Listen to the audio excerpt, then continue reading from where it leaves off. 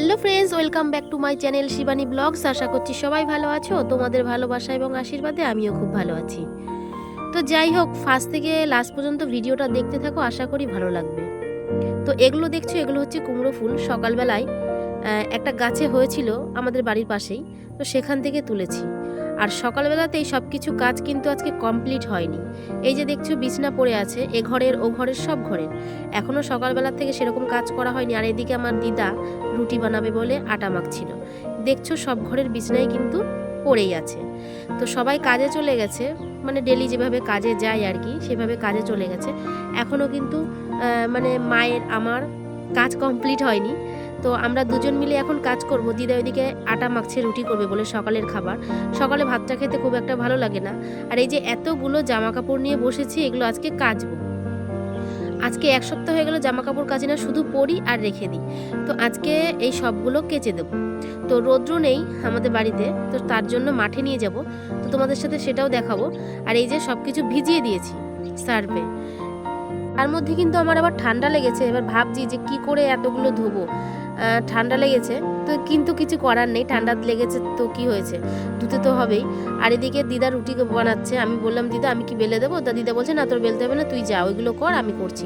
তারপরে দিদা একটু চা রুটি বানিয়ে আমাকে ডাকলো। তো আমি ভাবলাম সেখান থেকে সকালবেলার টিফিনটা করেই নেওয়া যাক। তো করে নিলাম। তার মধ্যে এসেছে মাছালা।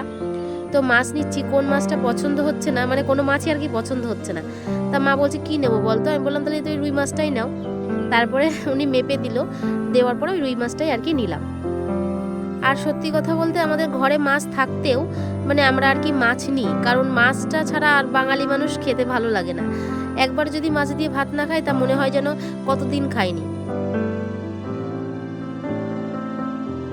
সারি সারি মানে জামা কাপড় দিয়েছি লাইন দিয়ে, এখান থেকে পুরো ওই মাথা পর্যন্ত। ঠিক আছে, বাড়িতে রোদ্দুর নেই তেমন।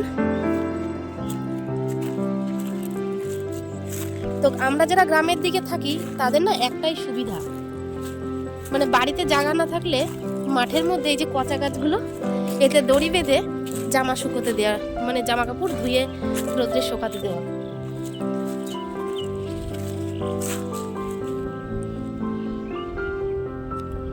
যারা শহরে থাকে তাদের তো শুধু ছাদে ছাড়া কোনো জায়গায় দেওয়ার মানে ইয়ে নেই, কিন্তু তাদের ওখানে আবার সুবিধা যে ঝড় হোক বৃষ্টি হোক কাদা লাগবে না পায়ে, দৌড়ে গিয়ে ছাদের থেকে জামা কাপড় নিয়ে আসবে। আমাদের কি বলতো, এখনো ঘরটা কমপ্লিট হয়নি বলে ছাদ হয়েছে, সিঁড়ি ঘর হয়নি। তো ওই জন্য মাঠে এসে রৌদ্র দিতে হয় জামা কাপড় এখনো পর্যন্ত।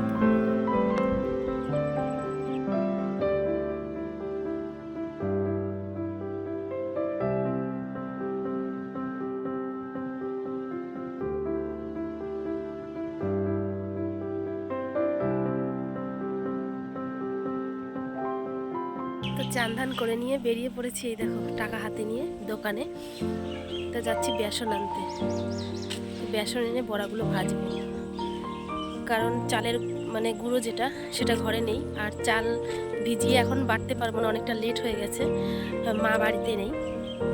তো তার জন্য যাচ্ছি টাকা নিয়ে দোকানে বেসন আনতে। তো এই দেখো আমাদের কিন্তু বাজারের ঠিক নেই, মানে যে যখন বাজারে যায় সে তখনই বাজার করে নিয়ে আসে। তো মা গেছিল একটু বিডিও অফিসে একটু কাজের জন্য। তো মা আসার পথে আবার এই দেখো বাজার করে নিয়ে এসছে। তো ওলকপি আছে, ফুলকপি আছে, লাল শাক, এটা লাল শাক না, এটা হচ্ছে ধুলো শাক বলে, এগুলোর ডাঁটাগুলো খুব নরম হয়। আর আছে হচ্ছে পেঁয়াজ কলি, আর ওই যে হচ্ছে ধনে পাতা। তো এগুলো এখন অ্যাভেলেবেল পাওয়া যায়। আর নিয়ে এসেছিলো টক দই। টক দইটা খেতে আমি একটু ভালোবাসি বলেই টক দইটা নিয়ে এসছে।